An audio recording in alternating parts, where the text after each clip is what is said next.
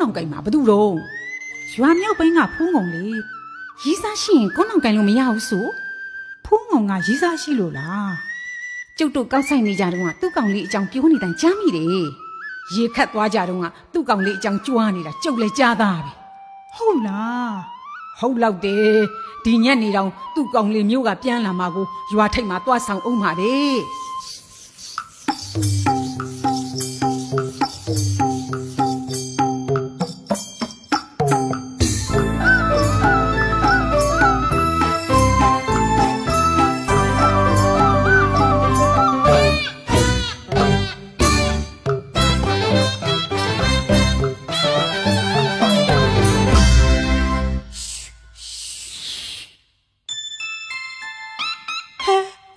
သွားတာတော့ဒေါ်ကြီးတို့ဘာလုပ်နေကြတာတော့မထူးပါဘူးအေးတဲ့ပဲမေးလိုက်တော့မယ်နှစ်မှာရီးစားရှိတယ်ဆိုအလူတော်ကြီးတော်ဘသူကပြောတော့